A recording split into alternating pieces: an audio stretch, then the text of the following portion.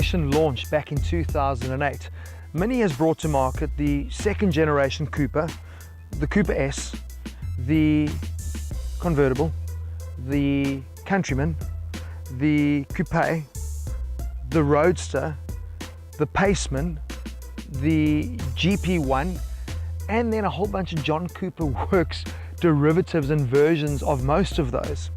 And do you know how many launches I've been on? One. Oh, hang on, that was another Mini that they launched, but that wasn't the launch that I went on. One. Now you might think maybe it's because Mini doesn't like you, Marius, and it's not that at all. It's because it's a pure case of power abuse.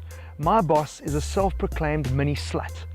So it bears me to ask the question, why on earth has Lindsay sent me to the launch of the 2014 Cooper?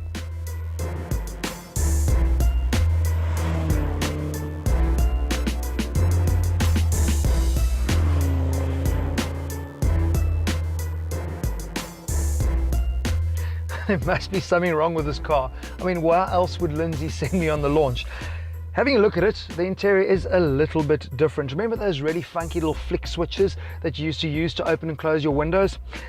Well, they've kind of joined the commoners, and you now find them as regular buttons on your armrest on the doors. That massive center cluster is bigger than before, but they've also seemed to have given it less to do. They've gone more Germanic, same as the rest, in terms of having a display behind the steering wheel that gives you your speed and your revs.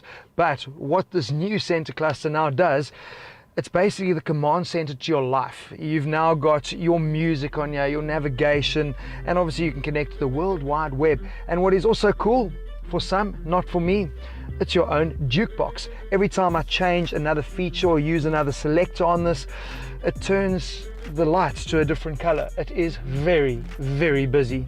Might be novel for a bit, but I think it's a little bit tacky, to be honest. Now, I do like a center armrest when I'm driving. It really makes the experience a lot more comfortable. And I got into this Mini, I thought, oh my word, the Germans have got this horribly wrong, because I don't have paddles. I'm sitting in a 6-speed auto. How on earth am I going to be able to downshift on the traditional shifter? And then I saw the iDrive, I thought, oh my word, how on earth am I going to, I'm going to have to limp wrist it to get in here. But then I realized something quite clever. Once you drop the handbrake, you can pop the little lever on the armrest, and it drops into what is a near perfect position for you to control your little iDrive system. But the sweetest of all is that the gearbox then sits in the perfect position for quick down and up shifts. Good thinking.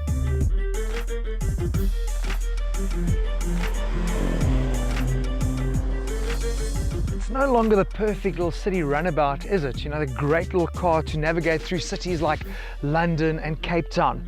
And you're not going to be jamming it into the tightest of parking spaces either.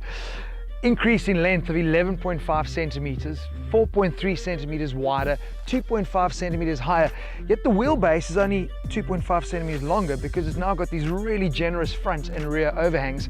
I think it's fair to say that the 2014 Mini Cooper is all grown up. But what we do like is that they haven't gone and done a whole McDonald's on the styling.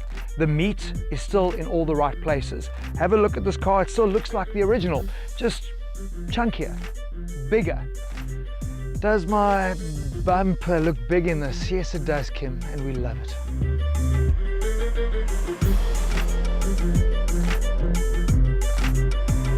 So even though the styling has taken on an evolutionary feel, the real revolution has been under the bonnet.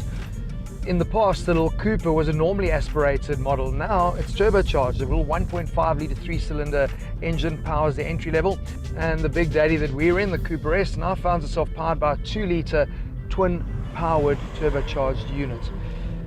Performance figures are certainly up, kilowatts up from 135 to 140, but I suppose the most impressive figure for me is the torque from 240 up to 280, and there's an overboost function as well.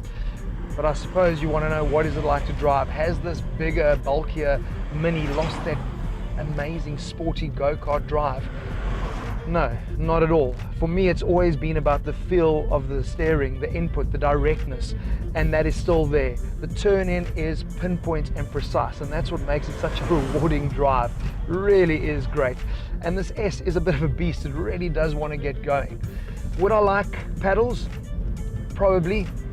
Ride quality, well, it's an S, so you want it to be firm, but let me be honest, you hit a manhole cover or a corrugated rough section of road, this thing is bloody ridiculous. It is brutal. It is far, far too firm for a complacent everyday drive, especially with our road conditions. Yes, attack a mountain pass, perfect, no complaints.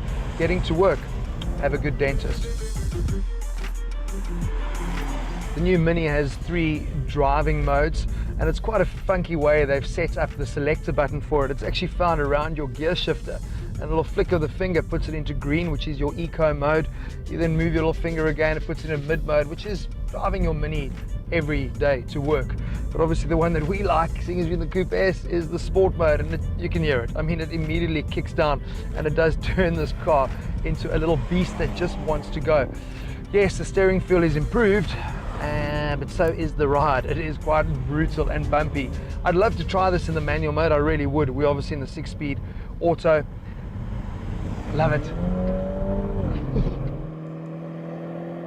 Now, where VW bombed with the Beetle, BMW have a real brand success story with the Mini. And you're going to have to get used to this upsizing trend because it's going to continue. It makes complete business sense. Shared platforms and engines essentially mean that your Mini is also, I guess, your 1 Series. Now, I know we've been told that we must never judge a book by its cover, but we do. And it's the cover that differentiates the 1 Series buyer from the Mini buyer. Who would have thought the original Mini had so many Minis in it?